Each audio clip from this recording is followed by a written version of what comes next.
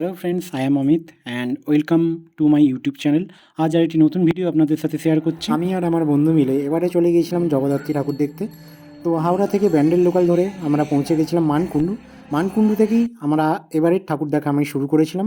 জগদ্ধাত্রী ঠাকুর মানেই বোঝায় চন্দননগরের সে বিখ্যাত আলোকসজ্জা, প্যান্ডেল আর ঘাড় তাক করে সেই সব মায়ের প্রতিমা দর্শন করা। তা না হলে এখানকার এই যে পুজোর শোভা সেটা অসম্পূর্ণ থেকে যায়। আমি কিছু কিছু পূজা প্যান্ডেল আর মায়ের প্রতিমা আপনাদের সামনে তুলে ধরলাম।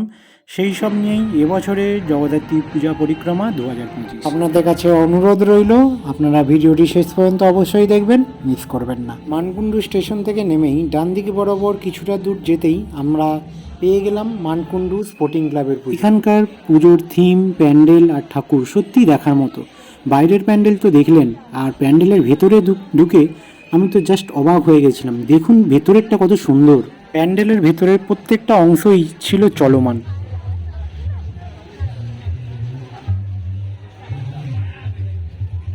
আর এই যে হচ্ছে প্রতিমা, মা ডাকের সাজে সজ্জিত, কি অপরূপ দেখতে। জাস্ট কয়েকটা হাঁটতেই আরেকটি পূজা কমিটির পুজোর সন্ধান পেয়ে গেলাম। এটি হচ্ছে আমরা সবাই ক্লাবের জগদ্ধাত্রী পূজা কমিটির পুজো। এনাদের প্যান্ডেলটিও সত্যি দেখার মতো, আর ঠাকুরটা দেখুন কত সুন্দর লাগছে। মা এখানে রানী কালারের ডাকের সাজে সজ্জিত। মেন রোড ধরে জাস্ট কিছুক্ষণ হাঁটতেই আরেকটি পূজার সন্ধান পেয়ে গেলাম। এটা হচ্ছে নতুন পাড়া জগদ্ধাত্রী পূজা কমিটির পুজো। এনাদের থিম ছিল মনের মানুষ। এখানে বাউল সম্প্রদায় আর লোকগীতিকে তুলে ধরা হয়েছে।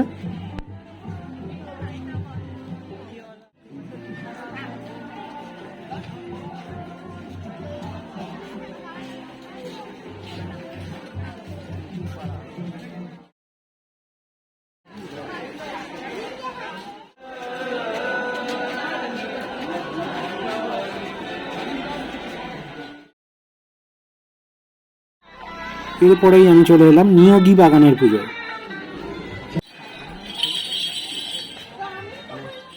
এনাদের প্যান্ডেল আর আলোকসজ্জাও ছিল অপরূপ।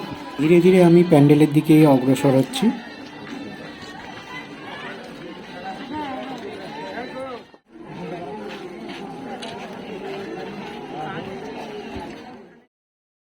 আমি প্যান্ডেলের ভেতর প্রবেশ করলাম।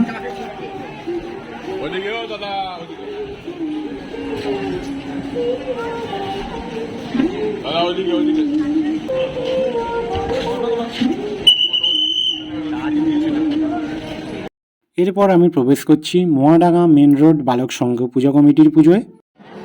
প্যান্ডেলটি দেখুন, প্যান্ডেলটি ছিল জাস্ট অসাধারণ। এখানকার কর্ম উদ্যোগরা তারা যে প্রচেষ্টা করেছে সেটা সফলভাবেই সম্পূর্ণ করেছে। প্যান্ডেলটি যে ছিল জাস্ট অসাধারণ, এবং তার সাথে লাইটিংটার জন্য প্যান্ডেলটি আরও সুন্দরভাবে দর্শকদের সামনে ফুটে উঠেছে।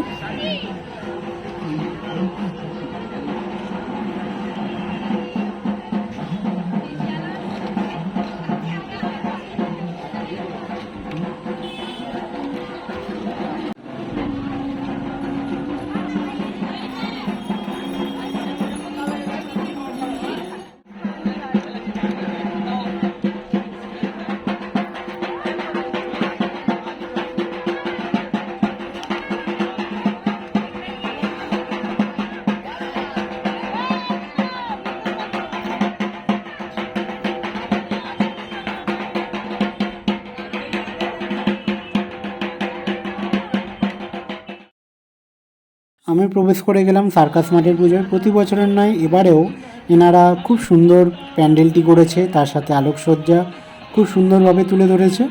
দেখুন আমি ধীরে ধীরে প্যান্ডেলের ভেতর প্রবেশ করলাম। এটি হচ্ছে প্যান্ডেলের ভেতরের অন্দরমহলের চিত্রটি আমি তুলে ধরছি।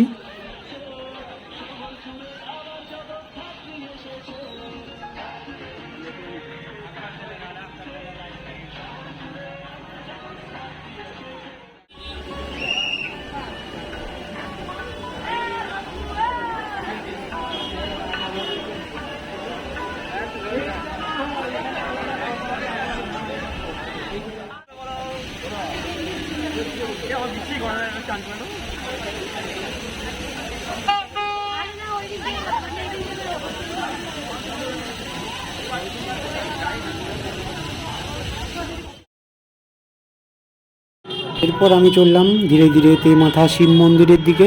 চন্দননগরে যারা ঠাকুর দেখতে আসেন সেই সব দর্শনার্থীরা এই জায়গাটাকে কখনো মিস করেন না। এই যে আমাদের সবার প্রিয় রানীমা। চলে এলাম বেসোয়াটা সার্বজনীন জগদ্ধাত্রী পূজা কমিটিতে, যেখানে 76-এর মা 75-এর দেশে, অর্থাৎ চন্দননগর তো প্রায় 350 বছরের পুরনো এবং 1950 সালে গণভোটের দ্বারা চন্দননগর স্বাধীন ভারতে অন্তর্ভুক্ত হয় এবং সেই সময়কাল থেকে কিছু ঐতিহাসিক গুরুত্বপূর্ণ ঘটনাগুলি এই প্যান্ডেলে তুলে ধরা হয়েছে এবং সেই প্যান্ডেলের মাধ্যমেই সেই ইনফরমেশানগুলো সমস্ত দর্শনার্থীদের কাছে তুলে ধরা হয়েছে। এটা একটা খুব ভালো চিন্তাভাবনা। এই সুন্দর প্রয়াসের মাধ্যমে আমরা কিছু অজানা তথ্য আমরা জানতে পারলাম। সো থ্যাঙ্কস টু বেসোয়াটা সার্বজনীন দুর্গাপুজো কমিটি।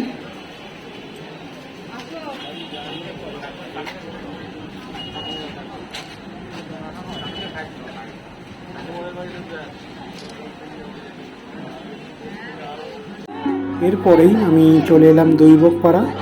এটা হচ্ছে এনাদের 53তম বর্ষ এবারে। তো এনাদের প্যান্ডেলটিও খুব সুন্দর হয়েছে, একদম সিম্পলের মধ্যে খুব অ্যাট্রাকটিভ।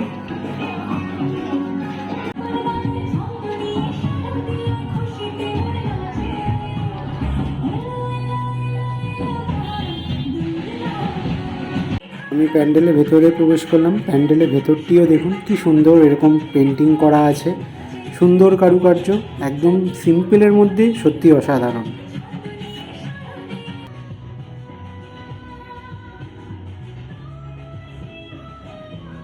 এরপরে আমি চলে এলাম বনকাপাসি।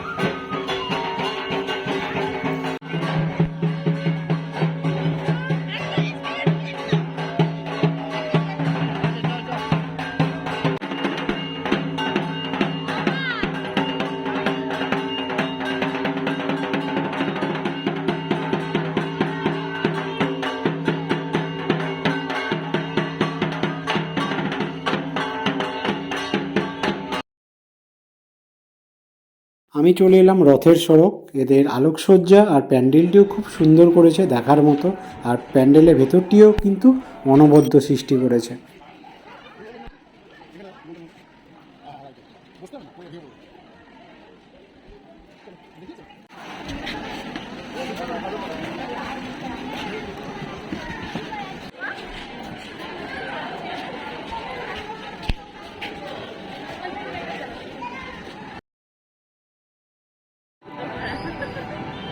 এটি হচ্ছে হালদারপাড়া ষষ্ঠীতলার পুজো।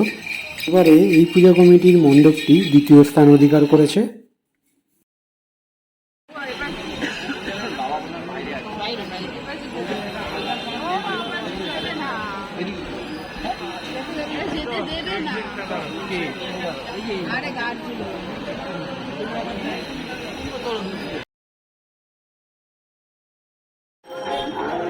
আমি চললাম লালবাগান পাদ্রিপাড়ার দিকে। ওনাদের পূজা মণ্ডপ আর আলোকসজ্জাও এবারে খুব সুন্দরভাবে উপস্থাপিত করেছে। এনাদের প্যান্ডেলের মধ্যে এআই টেকনোলজি ইউজ করা হয়েছে, যেখানে ছবিগুলিকে স্ক্যান করলে নতুন একটি প্রতিচ্ছবি ভেসে উঠছে।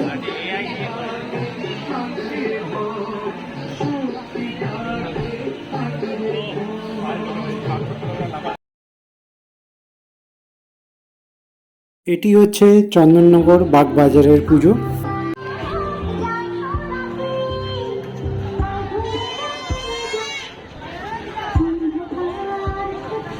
বাগবাজার থেকে আমি চলে এলাম তালপুকুর ধার।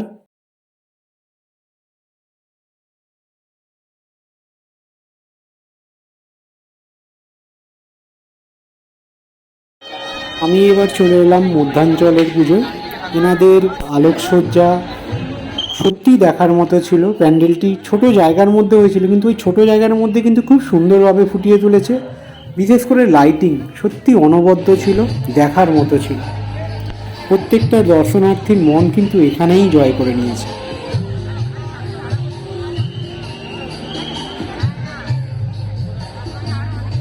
এটি হচ্ছে ফটকগোড়া মাতৃ মন্দির। মন্দিরটি কি সুন্দর লাইট দিয়ে সাজানো হয়েছে, অপূর্ব লাগছে। আর এটা হচ্ছে মা।